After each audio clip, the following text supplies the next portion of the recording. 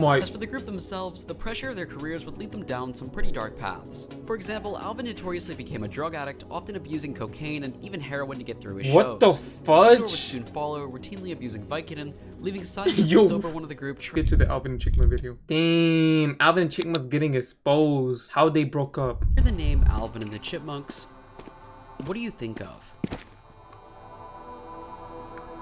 I think of them singing music together and being a trio. For me, I remember growing up with their movies and seeing their music on TV. However, despite this popularity, the band would actually have a pretty depressing fallout, which is why today I'd like to tell you the story of how Alvin and the Chipmunks broke up.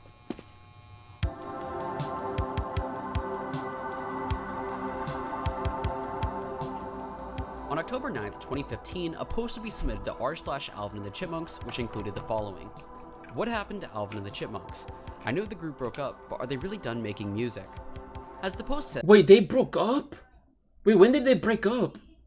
As Alvin and the Chipmunks would break up sometime in 2015. However, many people still aren't aware of what led to the group's split and how it happened, all of which this video is designed to address. Alvin and the Chipmunks were a singing animal trio comprised of Alvin, Simon, and Theodore, led by their father, manager Dave, someone who found the Chipmunks and took them in. While this sounds like a happy story, Alvin and the Chipmunks as a band was actually pretty problematic. Starting with Dave, he had a few issues of his own. Often forcing the Chipmunks into working long hours, Dave was abusive, reckless, and even occasionally threw items at the band whenever they weren't focusing.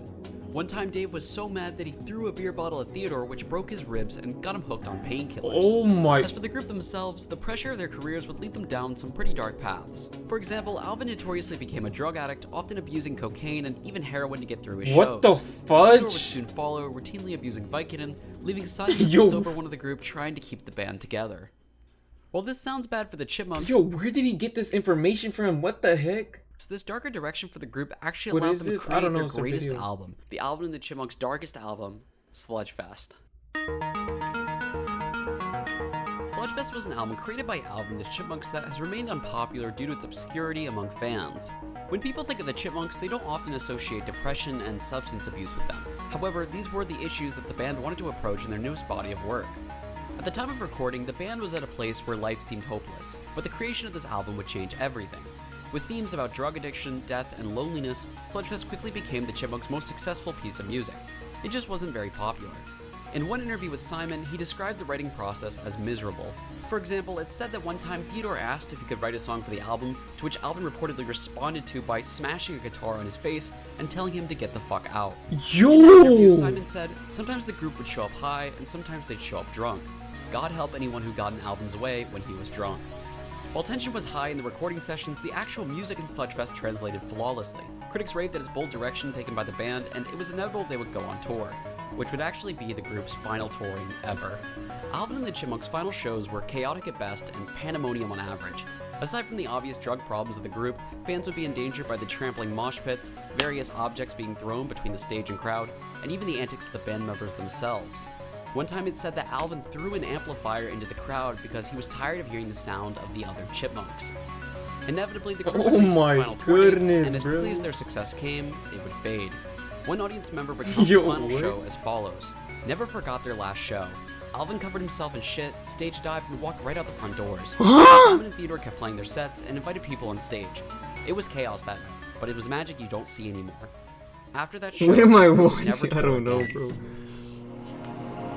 However, things were still with the band when Alvin— He covered himself in poop?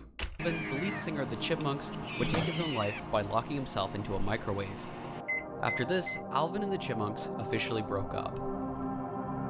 You can still listen to Sludgefest today, and I'll include a link to the album in the description of this video. With that being said, where is the band now? Theodore lives somewhere in the Midwestern United States. After being checked into rehab on a few different occasions, it's no telling what his condition is. Simon appears to be doing well and continues to release solo work to grieve for the loss of his band and his brother. As for Dave, no one really knows where he is.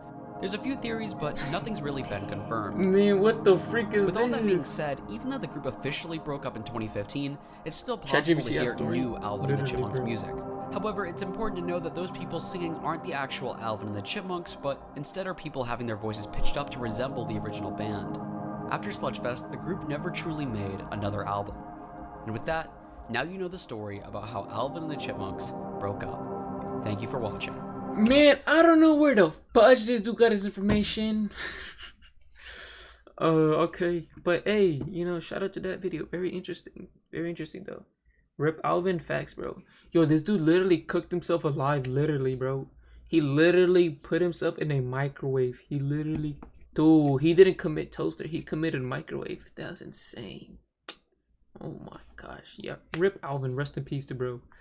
Rest in freaking piss. Oh no, rest in freaking peace. Bro, oh my gosh.